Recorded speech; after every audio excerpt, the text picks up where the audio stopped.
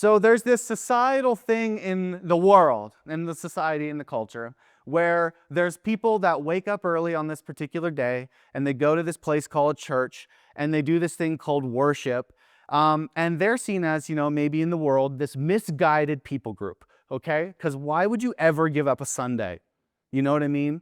Who would give up their weekend morning and come to a place like this to hear a guy like me talk words at you? It's an interesting concept. So those are kind of the misguided people in society. And then there's the enlightened people, right? There's the people that wake up late on Sunday. They enjoy their morning, their coffee, or maybe they had a party on Saturday, so they couldn't even get out of bed the next day. They had a bit of a rager. So there's this two kind of people groups of, man, like, you go worship on a Sunday? Why would you do that? What are you worshiping? What's the point, right? There's no God. Why would you do that? This is what people ask and they think, right? And so they're enlightened in life because they get their Sunday. But there's this misconception, right? That people presume that because they don't go to a church or do some religious thing on a Sunday, that they're not worshiping. That they don't need to worship, right? Because they have themselves and their choices and their decisions, and it's whatever gratifies me, that's, where I go with life, and I don't need to worship. And that's completely wrong. Here's what Paul Tripp says. It says that to that end, we're all worshipers. Okay, go to church or not, we're all worshipers. Human beings, by their very nature, are worshipers. Worship is not something we do, it defines who we are. You cannot divide human beings into those who worship and those who don't. Everybody worships. It's just a matter of what or whom we serve. So worship is whatever we align our passions, our desires, our vision, our attention with. Every person is worshiping something. So you might say, I worship the living God. And people might say, well, that's not a thing. And they say, I don't need to worship, but what do they really do? They worship something, whatever holds their attention, whatever's the thing they're pursuing. We're all worshipers. That's built into our DNA. So you can worship your family. You can worship relationship. You can worship money and greed, kind of what we talked about last week, that, where your treasure is, your heart is where you're worshiping. We're all worshiping something. Victoria and I do photos and video for weddings and different things. And we worked with these people that they believed in rocks, those people. And if you believe in rocks, I'm sorry, but I'm going in on you. But they also did like Reiki healings. Do you know what those are? Maybe. And it's just so interesting because you talk to these kind of people and I'm like, why are you doing this? Like, why do you believe in stones and rocks and crystals and Reiki healings? And her answer is a very Christian one. Well, I had this calling, a calling from the universe. And the universe told me that this was what I needed to do because I'm good at it, because I can heal people. And I'm like, that's incredible, totally. I honestly didn't know what to say. What do you do? But it's interesting because they're just worshiping this healing and these stones as if they have power. And they don't necessarily see it as worship. It's just like the universe told me. But it's their worship, it's their attention, it's what they're drawn to. And so I find myself in the middle of the field with horses for some reason, and a medical bed, and then there's a guy there with stones on him, and they're healing him with their drums, and it's really interesting. I promise I was praying against it the whole time. We don't work with them anymore. It's okay. But what we know from Ecclesiastes 3 is that it says this, that God's put eternity into our hearts. We're longing for something. We desire to be fulfilled. Eternity's in our hearts. We look to everything and anything to satisfy, and we worship those things. So instead of me just speaking about music today, which is a very important aspect of worship, it's one pathway of it, and Aaron does an amazing job every week. Thank you, Aaron. Yeah.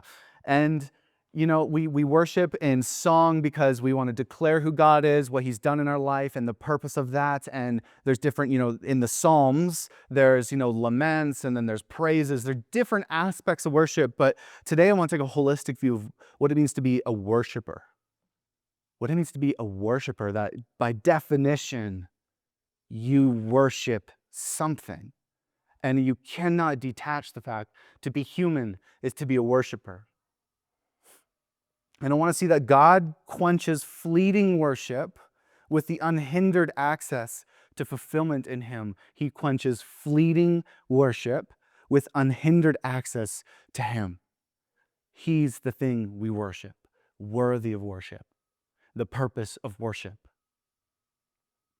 So if you have a Bible, you can go to John 4, 3 through 9 here. We'll start.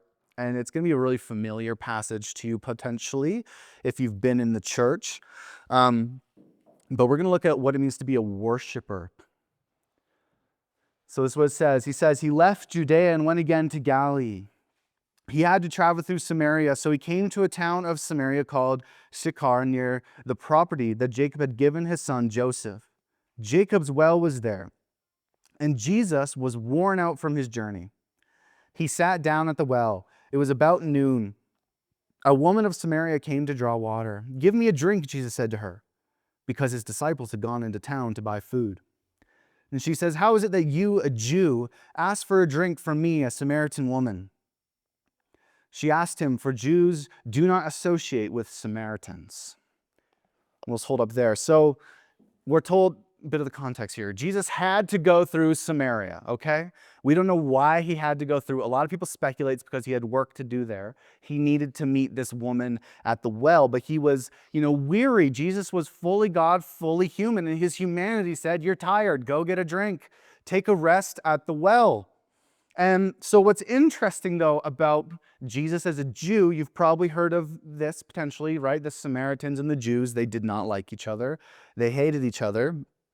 So often Jews, if they had to travel by Samaria, they would go around the region. They would add days to their journey just to get from one point to the next. This is how much they hated each other. And Jews viewed the Samaritans because the Samaritans had this heritage lineage attached to the Jewish heritage, but they viewed them as this half-breed, dirty people. They'd muddied blood and heritage by intermarrying with the Assyrians.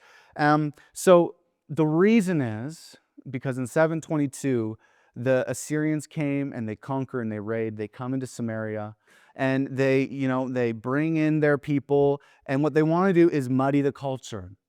They want to make it so the worship of God is diminished. They want to make it so that their bloodline and heritages are mixed within, right? Because this is how you control a nation, is you have to assimilate and mingle and make sure that they're not going to have this revolution. So this is who the Samaritans were, that when the Assyrians came in and they sent the Jews to exile, these were the people that stayed and were mixing and mingling with the Assyrians. And this is why the Jews hated them, because they were seen as this half-blood. You're Assyrian, basically. You're like, it would be better to be a Gentile than to be a Samaritan in the Jews' eyes, right? It's hard to communicate how much they just did not like each other. And so this is kind of where Jesus is. This is where he is. And Jews generally would avoid this region. They wouldn't even go here because they don't want to talk to him. So Jesus, as a Jewish rabbi in Samaria, was one thing, okay? Because he had followers, he was a teacher. And to be a rabbi, you would not step foot in Samaria. It's not even heard of. So the fact that he was in Samaria is one thing, and it's a whole other thing that she's a woman. Jesus is at the well and there's a woman coming and she's alone and he's alone. So he's a Jewish rabbi alone with a woman, crazy to begin with, and she's a Samaritan. So this is something of scandal you'd ever heard in your whole life, right? Christ comes, Samaritan woman, what are you doing, Jesus? You're a Jewish rabbi. Like, we hear stories of rabbis that would close their eyes when they walk past women in public because they don't want to be unclean by making eye contact with them. And so they would run into things, and it was funny to watch, I'm sure. Some rabbis wouldn't speak to their, wife or their woman relatives in the public square because they don't want to be known or attached to a woman. So on all accounts, this is a unique scenario that we find Jesus in. And here's what I want you to see from this aspect, right? That Jesus could have avoided this whole thing, but it says he had to go there, he had to do the work. And he meets this Samaritan woman. And what we see is that God goes through great lengths to draw worshipers to himself. God is going through great lengths to draw worshipers to himself, that we all worship, and he wants you to worship him. That Jesus came and he made a point to get to this well, to reach out to this woman, right? Give me a drink. And she says, well, you're a Jew. Why are you talking to me? Because he's going through every possible length to make sure that he can draw her to himself. And this is the first thing, that God is going to go through every length to draw you to himself. It is so basic when people talk about their sin life and they say, well, you haven't known what I've done. And I say, I don't need to know what you've done. God knows, and he's still drawing you to him. He's still coming after you, pursuing you. You know, you don't understand, like, I don't believe this stuff. I kind of have this theology, and God says, I don't really care what you think. I'm drawing you to me. I'm coming at great lengths to draw you to me. And it's this amazing encounter that if we just say yes to, we can know the God of the universe. And I think even if we know God, he's still coming closer through great lengths, because we put up walls after walls of saying, you know what, I've given you this portion, but I just need to remain, safe in here. I have this practice, but I don't want to submit into this one. And God is drawing close. He's coming through great lengths to meet worshipers, to draw them to himself. And so it goes on in verse 10. And so she's just said, you're asking for a drink from me.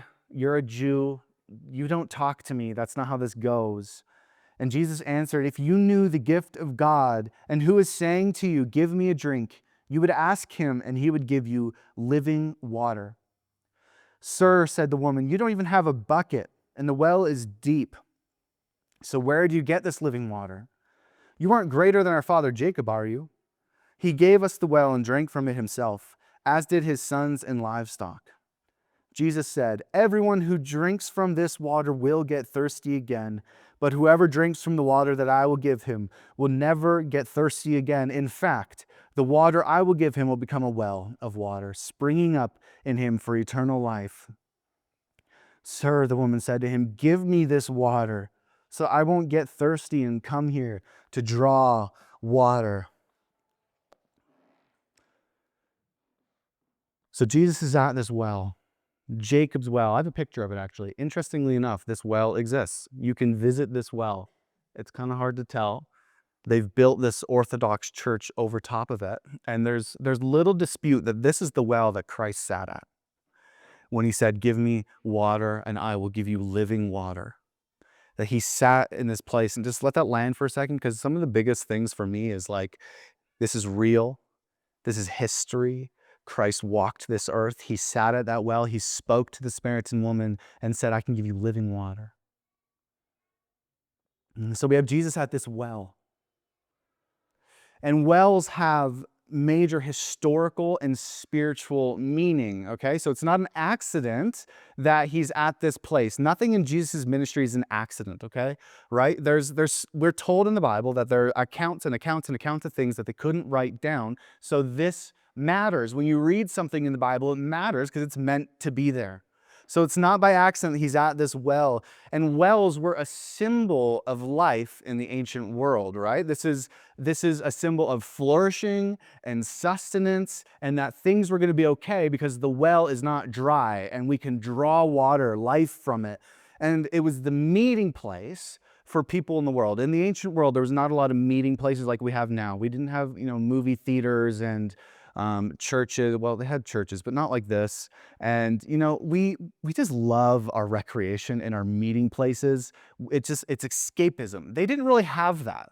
Okay. So this is one of the places where people could gather. And especially for a woman, this was their job. Go get the water. So this was like the gossip hole here. All you ladies, you love your gossip, right? Maybe? No? Good. But this is where they would meet and get their community and their connection and their friendship and their love and whatever else they needed. They would come to the well. They would all go together. They'd meet in the morning. They would gather their water. And this is where women in a patriarchal society could gather. There wasn't a lot of places for them to just bundle together. That's not how it worked. And so we see for the Samaritan woman that she comes around noon, the heat of the day. She's not in relationship with other women. She's clearly rejected by society because no one would choose to do this, right? Jesus was weary because it was hot and he's traveling and she's coming up to this well, middle of the day. And this would have been extreme isolation. It's like, think about COVID when they said, hey, stay in your house, and we all were happy for the first week about it. But then fast forward a few months and you're still supposed to stay in your house. Like times 10 that isolation. She had no one, nobody, alone at the well, no one to speak with, nothing really to live for, just drawing up water just to have a drink. And she's just thirsty. Thirsty not just to be satisfied in the physical sense, but thirsty for something more, I'm sure. Like if you felt depression, anxiety, longing, there's a thirst in you for it to be satisfied. There's a thirst to be known, a thirst to be loved, a thirst to have life make sense. And when we try to fill that with everything but God, it's never satisfied. So Jesus at this well, and this woman is thirsty. And what's so important is that the well was a relational place, right? So this is kind of interesting. Through the scripture, the well is where significant things happen. Isaac found Rebekah, his wife. At the well, Jacob met Rachel. At the well, Moses, he's on the run. He finds his wife, Zipporah. And so here's this rejected Samaritan, half-breed, half-Jew woman, unloved, unknown, alone. And she meets Jesus at this relational place. She meets the Christ, the King, the Prince of Peace, bringer of hope, establisher of love and joy. And Jesus doesn't bring shame upon her. He never brings shame when he meets you. He's never like, well, look at your sin. Look how bad you are. Look at all these things. You could never atone. You'll always be thirsty. In fact, he invites her in to relationship with the Father. He says, you know, you may have been rejected by society and all of the people around you, but I invite you into relationship at this well. And he offers overflowing life, living water. She just thought that Jesus was talking about the water, the bucket. Where's your bucket, Jesus? How are you going to pull up living water? Probably thought he was a little bit dumb at this point. You know, who goes to a well without a way to pull up the water? Come on. And all she wants when she says, you know, I want the living water, is so she doesn't have to keep coming back here in the heat of the day. Like she doesn't get it. And Jesus is trying to call her into something so much greater, the springs of life. And this is what the Bible has to say about this. This is what Christ is talking about. John 7:38, that whoever believes in me, as the scripture has said, out of his heart will flow rivers of living water. Revelation 21:6, and he said to me, it is done. I'm the Alpha and Omega, the beginning and the end. To the thirsty I will give from the spring of the water of life without payment. Isaiah 12:3, with joy you will draw water from the wells of salvation. This is the water that Jesus offers you, that when you come thirsty, alone, anxious, depressed, unsure about life, he says, take of the overwhelming spring of life, of water, not the empty promises of life. And this is the problem with humanity, and it's outlined in Jeremiah 2:13, for my people have committed two evils. They've forsaken me, the fountain of living waters, and hewed out cisterns for themselves, broken cisterns that can hold no water. There's two evils that we do in our life. We reject the offer of living water, and instead we take our cisterns that are broken and cracked and filled with holes, and we try to draw from these empty wells of human imagination and creation. And God is heartbroken over his people's denial of, one, worshiping him as the satisfier, and with our denial of free living water. We're drawing from sources that can't fulfill us. And I'll just give you a second. Think about maybe the source that you draw from. What's the source that you draw from? Because we draw the bucket down deep into the worship of falsehoods. We draw the bucket down deep into the worship of greed and money and possession, and generally it's never enough. We draw our buckets down in the pursuit of self-actualization. Well, the God is within me. I can make my own purpose and my own intention. We long for relationship, being known. One of the most unique things in the world. We draw deep into the pits of relationship and we draw up empty because we are just looking for it in the wrong places, whether it's, one-night stands, whether it's with broken families that we can't repair, pornography, sex addiction. We're longing to just be fulfilled. And we just can't pull up enough and enough and enough, and it's just emptying and emptying. And God is saying, I have offered living water, and you pull up from the wells that will never satisfy.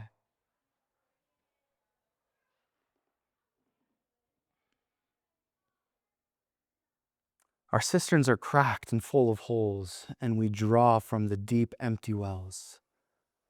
And being worshipers of self-made wells perpetuates unquenchable thirsting. You will never be satisfied unless it's satisfaction in Christ.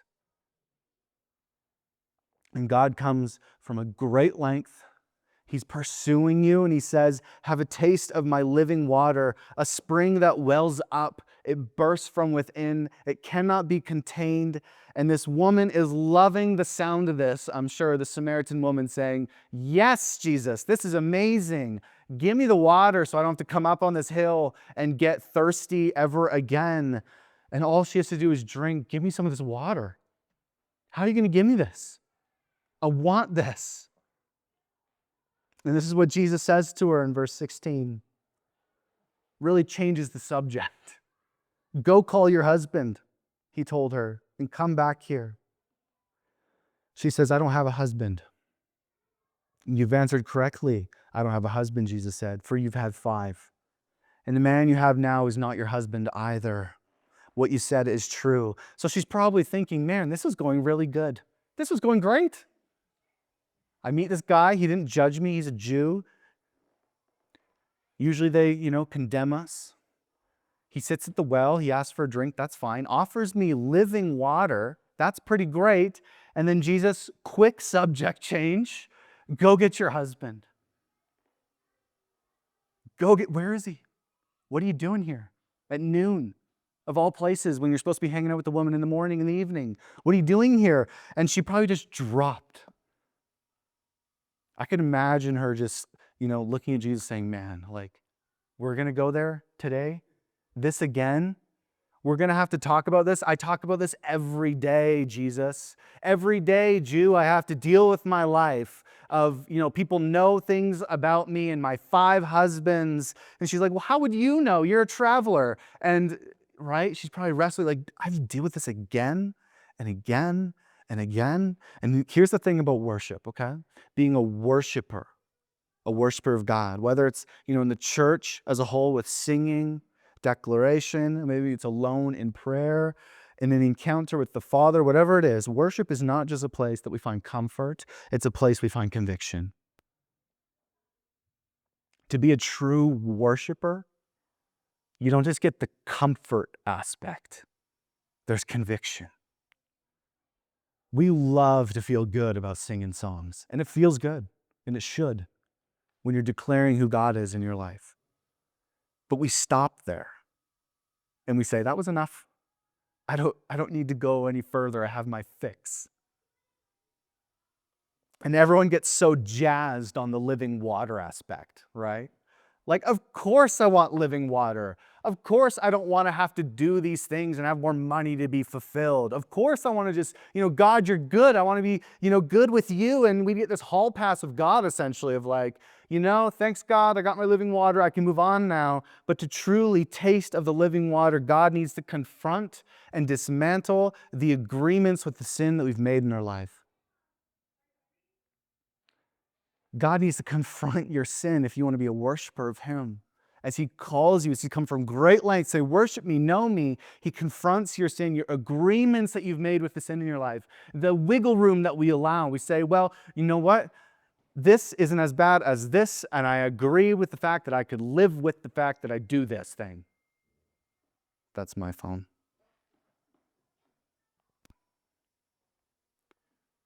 We make compromises in our relationships, whether it's with a son or a daughter. We make these agreements that just say, you know what?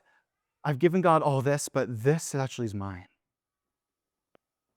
And what God has to do, he has to go deep on our false realities of worship. He digs in. Where's your husband? Let's deal with this. You want living water? What have you been trying to satisfy yourself with? You want true life? What are you putting your hope in? You want to know the God of the universe? What have you made a God instead of me? And so God is going to go in, Jesus goes in on the false realities in chapter 4:19. He says, "Sir," the woman replied, "I see that you're a prophet," right? How would he know about her sin? "Our ancestors worshipped on this mountain, but you Jews say that the place of worship is in Jerusalem." And Jesus told her, "Believe me, woman, an hour is coming when you will worship the Father neither on this mountain nor in Jerusalem. You Samaritans worship what you do not know. We worship what we do know, because salvation is from the Jews. But an hour is coming and is now here when the true worshipers will worship the Father in spirit and in truth. Yes, the Father wants such people to worship him. God is spirit, and those who worship him must worship in spirit and in truth." So again, just looking at the histories of what this is. The Assyrians, they conquered in 722. They populate the region, right? They're mixing the religion. They're creating this people group who would be sympathetic to their cause because the Assyrians and the Jews fight, so they want to be able to count on the Samaritans that they will, be on their side. And there's this animosity between these groups. And so the Samaritans say, well, you Jews and us, we're clearly separate, but we have some of the same heritage. And they worship and they read, the first 5 books, the Moses books of the Bible. They read that. They hold it as scripture. And what they do is they build their own temple on Mount Gerizim. And it's this place where they said, you know what? The Jews, they say to worship in Jerusalem, but we worship on this mountain, Jesus.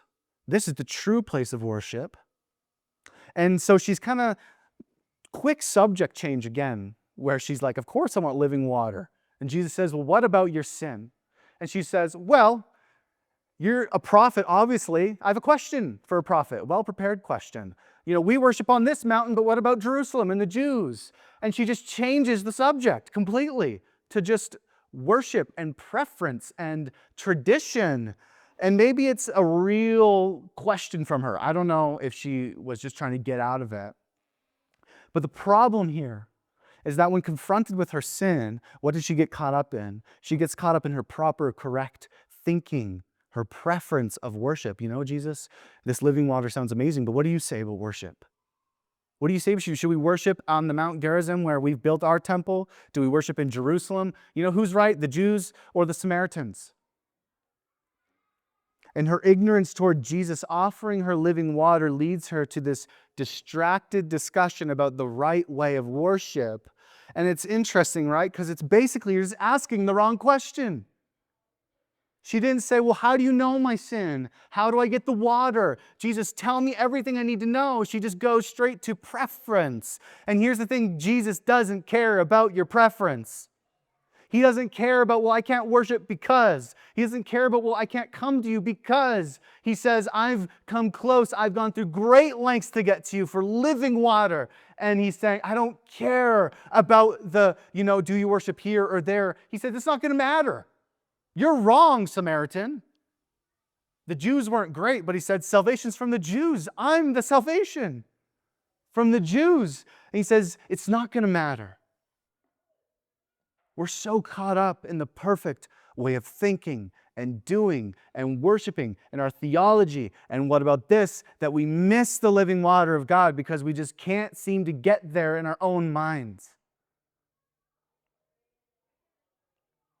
And the change here is not worshiping ordinances and tradition, because we love to worship tradition. We love to worship things that we've done in the past. But worshiping the God who gives us living water and forgives our sin. Jesus doesn't care about your preference.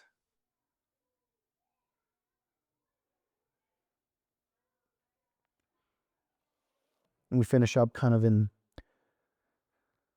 verse 25. The woman said to him, I know that the Messiah is coming, who's called Christ. When he comes, he'll explain everything to us. And Jesus told her, I, the one speaking to you, am he. And it's interesting that they get to this place where she's like, I know there's a Messiah. I'm confused as a Samaritan.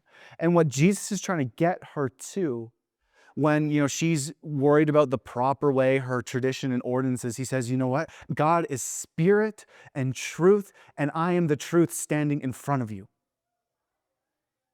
That God is spirit. He's not the fact that we sit in pews or chairs. God is spirit. He's not the fact that Aaron didn't pick your favorite song today. God is spirit, that he doesn't care about what you do or how you're worshiping, whether it's kneeling on one of these kneelings, whether it's standing, whatever it is. He says, come to me for living water. I'm the truth. Nothing else. I'm the Messiah. And she says, I know this Messiah will come, this day will come. He says, I am he, I am the truth, I am the Spirit. Worship me. I'm offering you living water.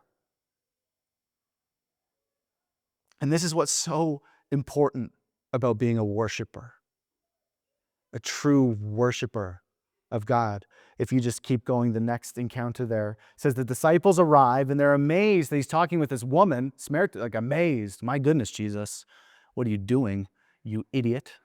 We don't talk to Samaritans. And it says that she leaves her water there, the water that doesn't satisfy, the water that she keeps drawing to quench her thirst.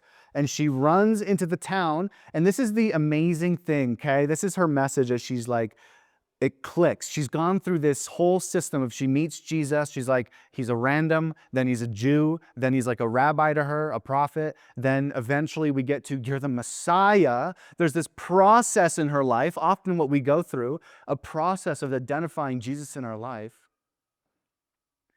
And she runs into the town and says, you have to come see. There's a guy who just told me about all my sin. That's what she says. Like, that's crazy. Why would you ever go, this man just told me everything about my relationships, my husbands, my sin. He knew everything. You got to come see. And guess what? They went. That's crazy. I would never go. I would be like, no, I don't want to know about everything I've done. That sounds awful. But what was her response when she was close to God? She couldn't contain it. She worshiped and said, he knew everything, and yet I'm free because I have living water. God wants to draw worshipers to himself, and then her understanding of fleeting worship and worship of empty gods was fulfilled as she was unhindered and brought into the presence of God. And she had to go tell people about it. As a kid, maybe you remember this, I would always go to summer camps. Any summer camp attenders? Not really? Okay. But maybe if you've been to either like a conference or a summer camp, a Christian Bible camp, whatever it is, you get this experience, right? Where oftentimes there's the altar call and you're in the mood and you're feeling that you're a little bit more Pentecostal that day, and you get up and you start walking to the front, and then they're praying over you. You get this presence aspect where you're like, man, I can just feel God and I'm close, and I want to go talk about it and tell people, and then you come back to real life. And it's gone. And why is that? Because when we're close to God, we taste the living water. When we're pursuing him, we taste the living water. When he's impacting us in community, we taste the living water. When he's convicting us of sin and we're repentant at the altar, he's giving us a taste of living water. And then when we leave that presence and we just go back to the mundane, we go back to the wells, we go back to the dissatisfaction, then we just say, well, where is it again, God? I'm losing the taste. And this is the thing. She knew she had to be close to Christ to feel the living water, to taste of it. Aaron, you can come up. And we're going to be taking communion today, which is a great representation of tasting that living water, that juice. That God came close, pursued, desired, came a great length. That he says, stop drawing from these things that don't fulfill. That actually taste of me, be close to me. And the response is a worship, a worshiper of God, worshiper of the one who can quench the thirst and the longing.